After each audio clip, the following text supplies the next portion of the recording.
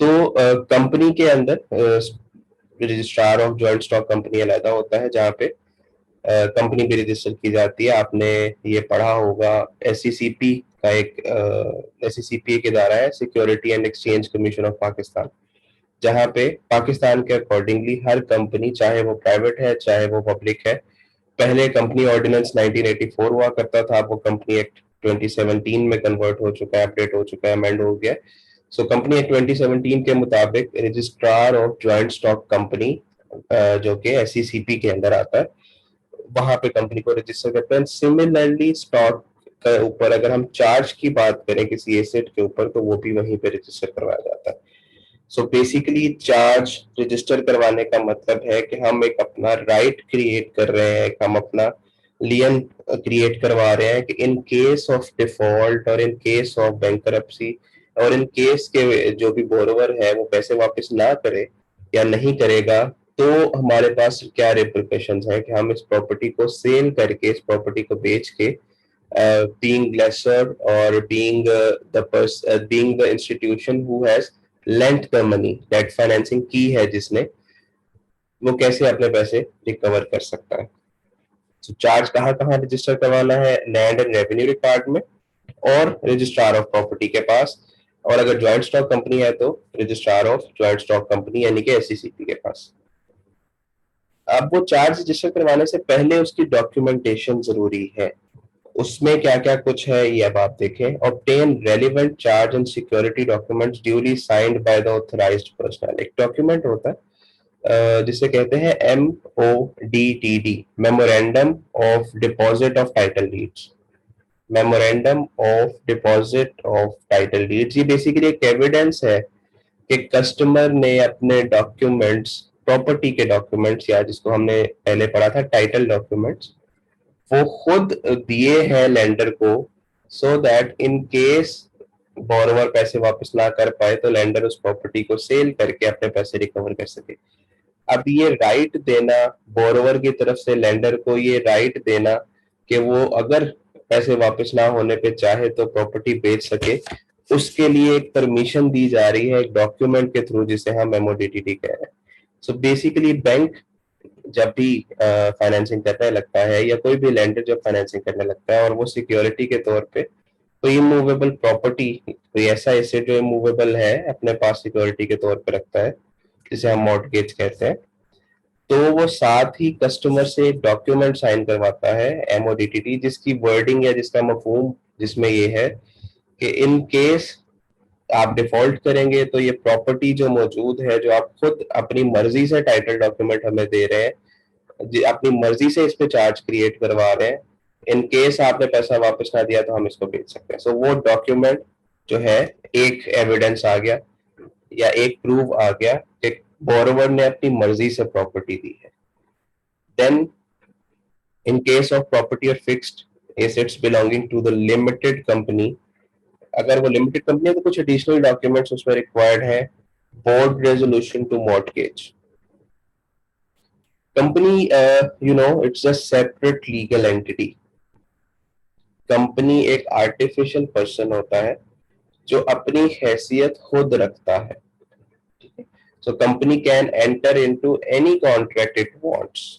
वो प्रॉपर्टी भी खरीद सकते, अपने नाम पे खरीद सकते हैं। जैसे आप देखते हैं मुख्तलिफ बैंक्स हैं, सब बैंक क्योंकि कंपनी है तो कंपनी अपने नाम पे प्रॉपर्टी खरीदती है। हम कहते हैं ना, बैंक नबीब की 700 ब्रांचेज हैं, या हबीब बैंक की 1500 ब्रांचेज हैं। हम ये तो नहीं कहते हबीब बैंक के ओनर की, मिस्टर सो एंड सो की इतनी ब्रांचेज हैं। बेसिकली क्यों नहीं कहते? Because company is an artificial person and it can keep the property on its name. It can sue other person, it can be sued by other party. So हर हवाले से क्योंकि आर्टिफिशियल पर्सन एक अलहदा से लीगल एंटिटी कंसिडर किया जाता है, तो इसलिए कंपनी के ऑफिशियल्स नहीं, कंपनी को खुद अलाउ करना है कि हाँ ये मेरी प्रॉपर्टी मॉर्टगेज के तौर पे दी जा सकती है।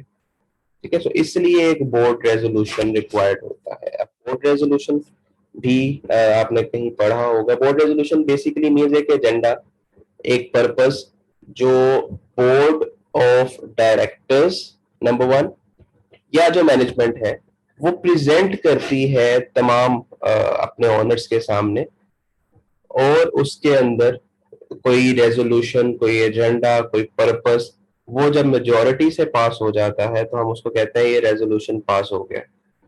कुछ रेजोल्यूशंस सिंपल मेजोरिटी से पास होते हैं जिसे हम ऑर्डिनरी रेजोल्यूशंस कहते हैं। सिंपल मेजोरिटी का मतलब है 51%, मतलब 100 में से 51% लोग जो कहेंगे वो मान लिया जाएगा। और एक होता है स्पेशल रेजोल्यूशन। स्पेशल रेजोल्यूशन का मतलब होता है कि जिसमें हमें 3/4 मेजोरिटी चाहिए, यानी कि 75% मेजोरिटी चाहिए।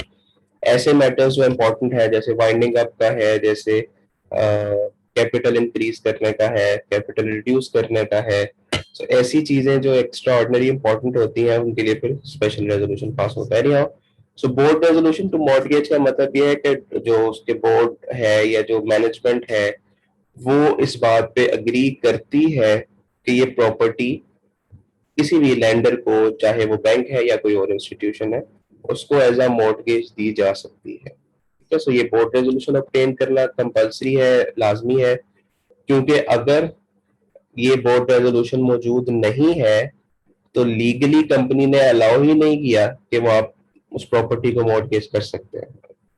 किसी ने साइन तो कर दिए, लेट्स से किसी डायरेक्टर ने साइन कर दिए, किसी फाइनेंस मैनेजर ने साइन कर दिए, लेकिन कंपनी तो एक सेपरेट लीगल एंटिटी है।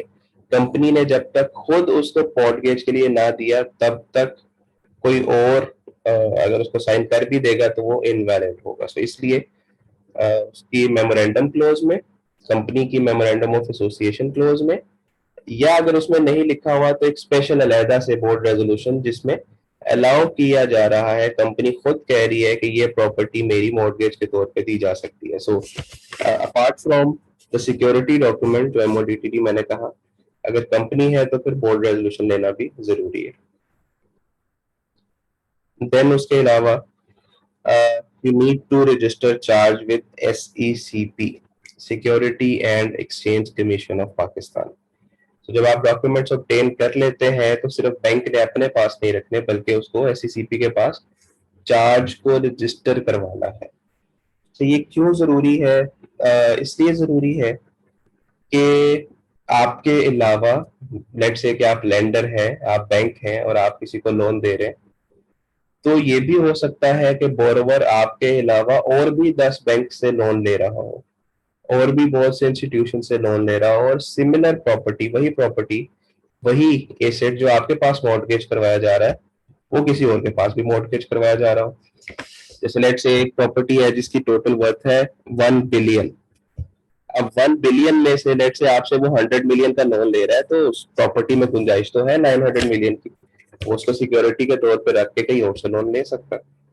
सो ऐसी सूरत में जब एक ही प्रॉपर्टी के ऊपर ज्यादा चार्जेस या ज्यादा फाइनेंसर्स या ज्यादा इंस्टीट्यूशंस इन्वॉल्व हैं जो लोन दे रहे हैं और प्रॉपर्टी एक ही है, तो ऐसी सूरत में अगर कस्टमर डिफॉल्ट कर जाता है, बैंकरप्ट हो जाता है, पैसे वापस नहीं करता, तो पहला राइट किसका होगा? मतलब वो प्रॉपर्टी बेचने के बाद पहले पैसे आपके इंस्टीट्यूशन को मिलेंगे या और जो 10 इंस्टीट्यूशन है उन्होंने भी तो फाइनेंसिंग की हुई है, सो किसको मिलेंगे, किस रेशो में मिलेंगे? ये सारी चीजें फिर इंपॉर्टेंट हो जाती हैं। और तब ये चार्ज, रजिस्ट्रेशन डेट और कौन सा चार्ज है, टाइप्स ऑफ चार्ज हम पढ़ेंगे, वो फिर मैटर करेगा और उसके अकॉर्डिंगली डिस्ट्रीब्यूशन होगी उस प्रॉपर्टी को सेल करके, उसकी जो प्रोसीड जाएंगे।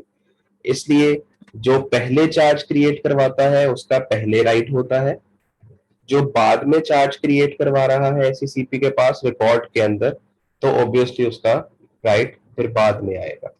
इसलिए इम्पोर्टेंट है कि जैसे ही लोन अप्रूव हो जाए या जैसे ही डेट फाइनेंसिंग के जो सारे लवाजमात हैं वो पूरे हो जाए और सिक्योरिटी डॉक्यूमेंट्स आपके पास आ गए, कंपनी के डॉक्यूमेंट्स जिसमें बोर्ड रेजोल्यूशन भी आ गया, एग्रीमेंट फॉर फाइनेंसिंग भी आ गया, एमओडीटी भी आ गया, वो तमाम डॉक्यूमेंट्स जो जरूरी हैं चार्ज क्रिएट करवाने के लिए, जब वो डॉक्यूमेंट्स मौजूद हैं, मिल जाते हैं, तो ऐसी सूरत में एसईसीपी के पास चार्ज रजिस्टर करवाना चाहिए, so that in case of default और in case of non payment जब प्रॉपर्टी सेल होगी तो पहले आपका राइट आ जाए, आपको पैसे मिल जाए, और फिर बाकी अगर कुछ बचता है तो बाकी इंस्टीट्यूशंस में भी डिवाइड हो जाए।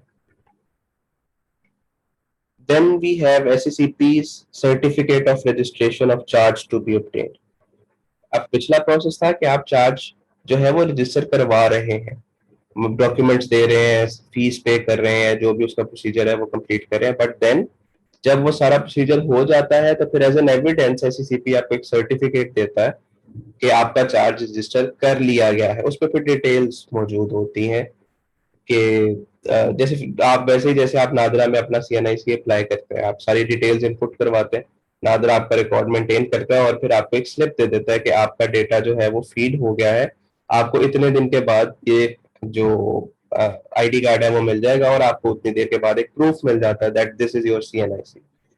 सिमिलरली जब हम अप्लाई करते हैं किसी कंपनी का चार्ज रजिस्टर करवाने के लिए SCCP के पास, तो वो सारा प्रोसेस कंप्लीट होने के बाद SCCP एक सर्टिफिकेट इशू करता है which is called certificate of registration of charge, जिसमें ये चीज मौजूद होती है कि आपका जो चार्ज है वो इस डेट को इतने नंबर पे और इतनी अमाउंट का और इस प्रॉपर्टी के ऊपर रजिस्टर हो गया। तो वो सारी डिटेल्स एक्चुअली एक पेपर पे जिस सर्टिफिकेट पे मौजूद होती है उसे हम कहते हैं certificate of registration of charge. Meanwhile बेटा एक क्वेश्चन है, मैं उसको रीड आउट कर रहा हूँ चैट में। क्वेश्चन ये है कि आमतौर पे बैंक्स के मामले में फर्स्ट कम फर्स्ट सर्व वाला सिस्टम नहीं होता, रादर कस्टमर और बैंक डिसाइड करता है कि फर्स्ट चार्ज कौन लेगा, लेकिन यहाँ पे तो बहुत अजीब सा लग रहा है कि कोई पहले आ जाता है उसकी गाड़ी वाले। अच्छा, तो क्वेश्चन है कि आपने कहीं पढ़ा होगा या आपने बुक में या किसी टीचर ने आपको बताया होगा ऑब्वियसली कि कस्टमर और बैंक डिसाइड करता है कि कौन सा चार्ज होगा, पहला चार्ज होगा, सेकंड चार्ज होगा या थर्ड चार्ज होगा, जबकि मैं आपको बता रहा हूँ कि फर्स्ट कम फर्स्ट सर्व की बेसिस पे होता है। So the answer of this query is कि जब आप चार्ज जिस तरतीब से रजिस्टर करवा रहे हैं, first come first serve basis पे ही जिस तरतीब से रजिस्टर करवा रहे हैं, डॉक्यूमेंटेशन की बात नहीं हो रही। हो सकता है कि फॉर एग्जांपल मैं HPL में काम करता हूँ, आई एम द पर्सन और ऑफिशियल ऑफ HPL, मैंने कस्टमर का मॉर्गेज चार्ज जिसे करवाना है, मैंने उससे सारी डॉक्यूमेंटेशन ले ली है 1 जनवरी 2021 को, लेकिन मैंने SCCP में चार्ज रजिस्टर नहीं करवाया। डॉक्यूमेंटेशन मेरे पास 1 जनवरी 2021 की है, आज 22 अप्रैल आ गई है, लेकिन मैंने चार्ज रजिस्टर नहीं करवाया। और मीनवाइल 1 मार्च को कोई और बैंक, लेट से मिजान बैंक, उस प्रॉपर्टी पे चार्ज रजिस्टर करवा लेता SCCP के पास। तो अब पहले SCCP के पास क्योंकि मिजान का चार्ज रजिस्टर है, तो मिजान का राइट पहले है, मेरा उसके बाद में है, क्योंकि मैंने SCCP में एक रिकॉर्ड में रजिस्टर नहीं करवाया था। नंबर 1। नंबर 2, अगर मैं अब पहला राइट मिजान का है, दूसरा राइट अगर मैं रजिस्टर करवाता हूँ 22 अप्रैल को, चाहे मेरे पास डॉक्यूमेंट्स यकम जनवरी के थे, मैंने लोन भी पहले दिया था, मैंने डॉक्यूमेंट्स भी पहले ले लिए थे, लेकिन चार्ज रजिस्टर नहीं करवाया था। अब मैं अगर चार्ज रजिस्टर करवाने जाता हूँ तो मेरा राइट मिजान के बाद आएगा। सो यहाँ तक फर्स्ट कम फर्स्ट सर्व वाली जो आपने क्वेश्चन पूछा अली अकबर, उसके हवाले से फर्स्ट कम फर्स्ट सर्व वाली बात यहाँ पे एप्लीकेबल है, या फर्स्ट रजिस्टर फर्स्ट सर्व वाली बात ज्यादा बेहतर रहेगी कि जो पहले चार्ज रजिस्टर करवाता है उसका पहले राइट होता है। नाउ अब अगर मैं उस अपने चार्ज को सुपीरियर करवाना चाहूं, पहला राइट मिजान का बन चुका, दूसरा राइट मेरा बन चुका। अब अगर मैं चाहता हूं कि मेरा जो राइट है वो पहले राइट के साथ शामिल हो जाए, जिसे हम पारी पासू चार्ज कहते हैं, ये अभी पढ़ेंगे नेक्स्ट वाली स्लाइड्स में आज या कल का जो लेक्चर होगा उसमें, डिपेंडिंग अपॉन द टाइम, तो मुझे अब एक सर्टेन प्रोसीजर से गुजरना पड़ेगा। वो प्रोसीजर क्या होगा, मुझे एनओसी है, नो ऑब्जेक्शन सर्टिफिकेट, मुझे मिजान बैंक से एनओसी चाहिए कि मिजान को कोई एतराज नहीं इस बात पे कि मेरा यानी कि HPL का चार्ज सीनियर हो जाए, बेहतर हो जाए, सेकंड रैंकिंग से पहले मेरे साथ ही, यानी कि मिजान और HPL का चार्ज इक्वल हो जाए। इसके लिए मुझे एनओसी चाहिए। तो जो आपने बात की ना, जो आपका क्वेश्चन था कि आपने ये सुना हुआ है या आपने ये पढ़ा हुआ है कि ये तो कस्टमर और बैंक डिसाइड करता है। सो कस्टमर और बैंक ये अब डिसाइड कर रहा है कि हमारा चार्ज इंफीरियर हो चुका, पहले मीजान ने करवा लिया, बाद में एचपीएल का आ रहा है, और अब एचपीएल चाह रहा है कि हमारा चार्ज मीजान के बराबर आ जाए। तो पहला स्टेप क्या करना पड़ेगा, मीजान से एनओसी लेना पड़ेगा। मीजान एनओसी एचबीएल के कहने पे क्यों देगा? मीजान एक्चुअली कस्टमर तो उसका कोई और है। सो हम एचबीएल कस्टमर को कहेंगे कि आप मीजान बैंक से कहें कि एनओसी इशू करे, और उसमें लिखे कि एचबीएल अगर अपना चार्ज हमारे चार्ज के बराबर लाना चाह रहा है तो हमें उस पर कोई एतराज नहीं है। ठीक है, सो पहले ये एनओसी मिलेगा। एनओसी भी एक सर्टेन प्रपोजल जाना पड़ता है, मीजान की मैनेजमेंट अप्रूव करेगी उस प्रपोजल को, फिर जाके वो एनओसी मिलेगा। मतलब मीजान का कोई एक या दो बंदा चाहेगा तो एनओसी इशू नहीं कर सकता, उसका एक सर्टेन प्रोसीजर मौजूद है कि क्रेडिट डिपार्टमेंट मीजान का जो क्रेडिट डिपार्टमेंट है वो प्रपोजल बनाएगा, वो अपनी अथॉरिटी को भेजेगा, उसकी अथॉरिटी आगे फर्दर जो मैंने आपको क्रेडिट डिपार्टमेंट में पूरा प्रोसेस बताया था, अप्रूविंग अथॉरिटी को भेजेगी, फिर वो कैड के पास जाएगा और कैड वो एनओसी इशू करेगा। लेट से वो एनओसी इशू हो गया, अब वो एनओसी एचबीएल लेके फिर एसईसीपी के पास जाएगा और अपने चार्ज को अपग्रेड करवाएगा कि हमारा चार्ज इंफीरियर था मीजान से, मीजान ने पहले करवाया था, हमने बाद में करवाया था, लेकिन मीजान को इस बात से कोई एतराज नहीं है, ये उसका नो ऑब्जेक्शन सर्टिफिकेट है कि ये हमारा चार्ज यानी कि एचपीएल का चार्ज मीजान के बराबर दे दिया जाए। यानी कि जो राइट मीजान का है हमारा राइट भी वही होगा। फर्स्ट राइट ही जब प्रॉपर्टी बेची जाएगी, जब कस्टमर डिफॉल्ट कर गया, पैसे वापस नहीं कर रहा, जब प्रॉपर्टी बेची जाएगी तो ऐसा नहीं होगा पहले मीजान को पैसे मिले और फिर एचपीएल को पैसे मिले, बल्कि दोनों को उनकी फाइनेंसिंग के मुताबिक, जो भी जितनी जितनी उन्होंने फाइनेंसिंग की थी प्रोपोर्शन के मुताबिक, उतना उतना पैसा वापस मिल जाएगा। तो ये पूरा प्रोसीजर किया। अगर ये प्रोसीजर ना किया जाए यानी कि एनओसी ना लिया जाए तो अब वो फर्स्ट रजिस्टर फर्स्ट सर्व वाली ही बात है कि पहला राइट मीजान का है because they have registered their charge prior to the bank of HPL, और फिर अगर उसमें से कोई पैसे बच गए तो सेकंड राइट जो है वो एचपीएल का आएगा। And similarly may goes on and on and on. हो सकता है बैंक अल्फला तीसरे नंबर पे आए, सो एचपीएल का चार्ज मीजान से कम है, मीजान की मतलब सुपीरियोरिटी से कम है, लेकिन अल्फला से बेहतर है। हो सकता है चौथे नंबर पे बैंक इस्लामी आ जाए, पांचवें नंबर पे हबीब मेट्रोपॉलिटन आ जाए, छठे नंबर पे अस्करी आ जाए। सो इसको हम कहते हैं ranking charge, first ranking, second, third, fourth. सो रैंक के अकॉर्डिंगली जिसने जिस डेट के ऊपर चार्ज रजिस्टर करवाया है उसका, जिसने पहले करवाया उसका पहला राइट है, जिसने बाद में करवाया उसका बाद में राइट है, and so on until and unless कि कोई भी बाद में आने वाला बैंक अपने पिछले सारे बैंकों से एनओसी ले, नो ऑब्जेक्शन सर्टिफिकेट ले कि हमारा चार्ज आपके चार्ज के बराबर आना चाह रहा है या हम बराबर करना चाह रहे हैं, आपको कोई एतराज तो नहीं है। अगर एनओसी मिलता है तो फिर उस एनओसी को रजिस्टर करवाना पड़ेगा एसईसीपी के पास ताकि रिकॉर्ड में ये बात मौजूद हो। और अगर कोई बैंक एनओसी नहीं देता तो फिर आपका राइट सुपीरियर नहीं हो सकता, फिर आपका राइट वहीं पे है जहां पे आपने, यानी कि बाद में आएगा जहां पे जिस डेट पे आपने रजिस्टर करवाया था। जी क्लियर हो गया ये क्वेश्चन?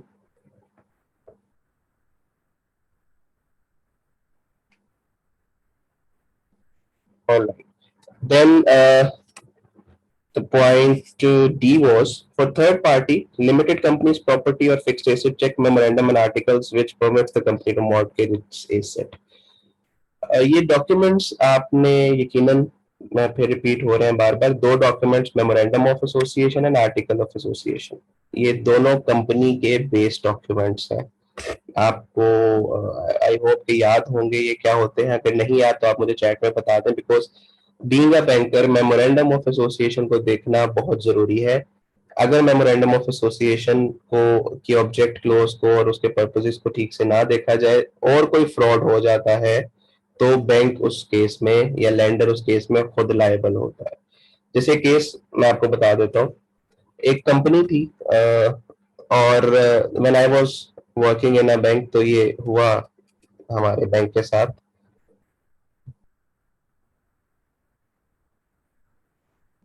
गुड। कि एक कंपनी अभी नई बनी थी और उसका बैंक से वो फाइनेंसिंग लेने आ गए, और कंपनी बहुत अच्छी थी, प्रॉफिटेबल चल रही थी, और सब मैनेजमेंट भी ठीक थी, सब कुछ ओके था। जब उसने बैंक से फाइनेंसिंग अप्लाई की, और फाइनेंसिंग के साथ साथ ऑब्वियसली उसकी सिक्योरिटी भी लेनी थी, जिसमें हाइपोथिकेशन चार्ज भी करवाया गया और मॉर्गेज चार्ज भी करवाया गया, उसकी सारी डॉक्यूमेंटेशन पूरी की गई। एक सर्टेन टाइम पीरियड के बाद हर बैंक के अंदर ऑडिट आता है, दो किस्म के ऑडिट, बल्कि तीन किस्म के ऑडिट आते हैं।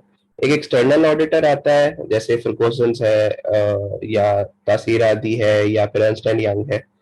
ये जो एक्सटर्नल कंपनीज चार्टर्ड फर्म्स होती हैं जो ऑडिट करने आती हैं फाइनेंशियल स्टेटमेंट्स वगैरह का। एक बैंक का इंटरनल ऑडिट होता है, अपने एम्प्लॉयज होते हैं वो बैंक का ऑडिट करने आते हैं कि जहां जहां बैंक की मिस्टेक्स हैं वो ठीक कर ली जाए। और जो थर्ड मोस्ट इंपॉर्टेंट ऑडिट वो स्टेट बैंक ऑडिट होता है।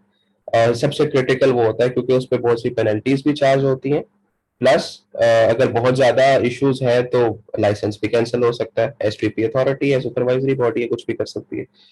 सो इस हवाले से जब बैंक में इंटरनल ऑडिट आया, तो इंटरनल ऑडिट बैंक के अपने एम्प्लॉयज का ऑडिट है, तो पता ये चला कि इस बैंक को, इस कंपनी को फाइनेंसिंग तो कर दी गई है, लेकिन उसके बोर्ड रेजोल्यूशन में ये लिखा ही नहीं गया था कि कंपनी फाइनेंसिंग ले सकती है या अपना कोई भी एसेट मॉर्टगेज के तौर पे दे सकती है।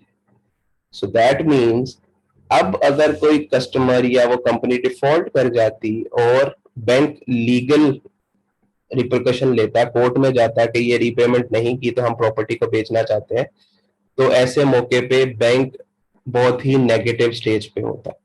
क्योंकि बैंक की गलती ये थी कि मेमोरेंडम के अंदर जब कंपनी ने अलाउ ही नहीं किया था कोई फाइनेंसिंग लेना या फिर अपने किसी एसेट को मॉर्टगेज करना, और बैंक ने उसके बावजूद फाइनेंसिंग कर दी, पैसा दे दिया, मॉर्टगेज के डॉक्यूमेंट्स भी चले ले लिए, लेकिन कंपनी ने जब तक उसको ऑफिशियली अलाउ नहीं किया वो नहीं हो सकता था। ऐसे केस में बैंक का सारा पैसा डूब सकता था।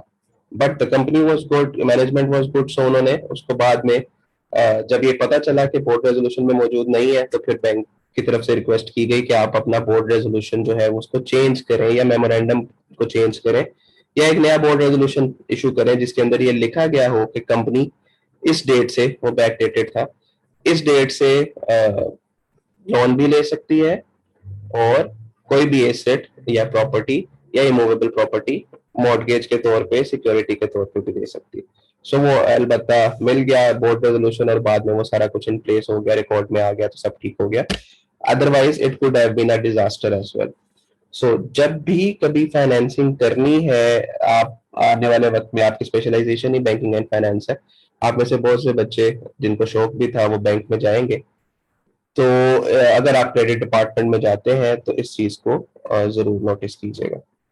जी बेटा, कोई क्वेश्चन है राबिया? आपका हैंड रेस किया आपने।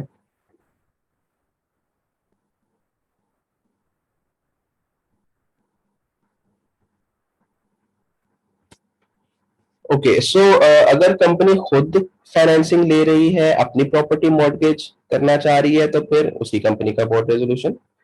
और अगर कंपनी किसी थर्ड पार्टी का की सिक्योरिटी या का एसेट या इमूवेबल प्रॉपर्टी मॉर्टगेज के तौर पर देना चाह रही है, तो इसका मतलब है ना सिर्फ अपने कंपनी का बोर्ड रेजोल्यूशन, बल्कि वो पार्टी, थर्ड पार्टी जिसका एसेट मॉर्टगेज किया जा रहा है उसके बोर्ड रेजोल्यूशन में भी अलाउ होना चाहिए।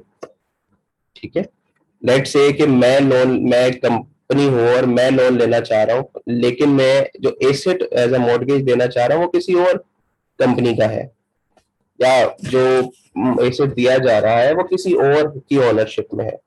तो ऐसी सूरत में एक तो मेरे कंपनी का बोर्ड रेजोल्यूशन जिसमें लिखा गया हो कि मैं थर्ड पार्टी का एसेट जो है वो सिक्योरिटी के तौर पे दे सकता हूँ, और दूसरा जिसका एसेट दिया जा रहा है उसके बोर्ड रेजोल्यूशन में भी ये चीज लिखी हो कि कंपनी का एसेट किसी और पार्टी की फाइनेंसिंग के लिए as a security, as a collateral दिया जा सकता है। So memorandum of association check करना इसलिए इम्पोर्टेंट है। देन जो आपने अली एक पर क्वेश्चन भी पूछा था, वही बात यहाँ पे डिस्कस की गई है, मैं क्लियर कर चुका हूँ already. Obtain NOCs, NOC means no objection certificate, from the first and subordinate charge holder in the following situation: ranking charge over a specific item of asset, plant and machinery, supplemental charge, ये बहुत सी charge के exam है जो बाद में पढ़ेंगे।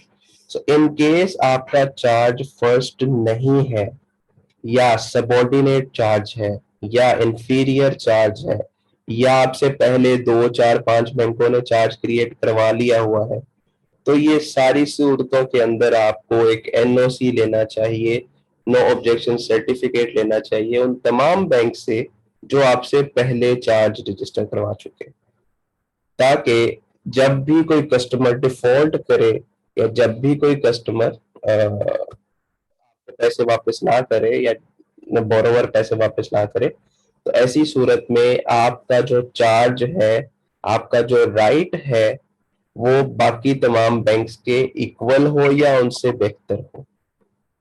ठीक है।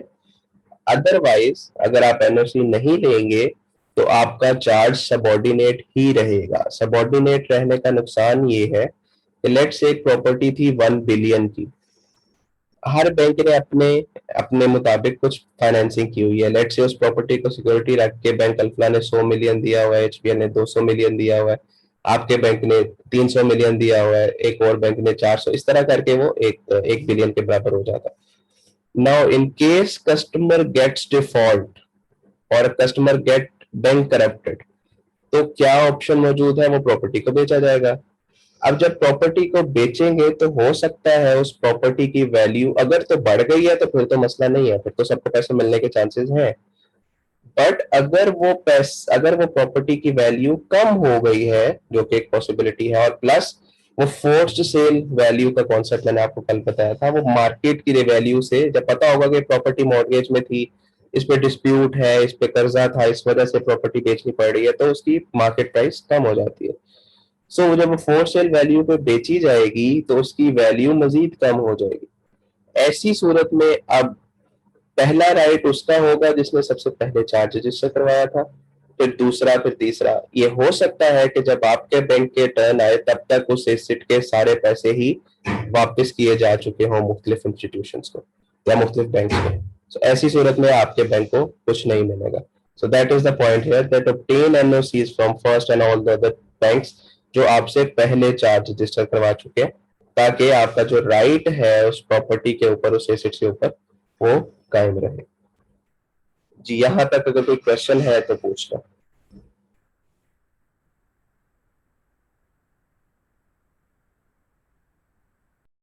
Okay, let's wait for 1 minute, इसके बाद ये डिस्कनेक्ट हो जाएगा। आप काइंडली दोबारा से मीटिंग को ज्वाइन कर लीजिएगा। तब तक 1 मिनट वेट करते हैं, अदरवाइज यहाँ पे खत्म हो जाएगी मीटिंग आफ्टर 40 मिनट्स। 1 मिनट बाद में दोबारा ज्वाइन करता हूँ, फिर मजीद आगे बढ़ते हैं।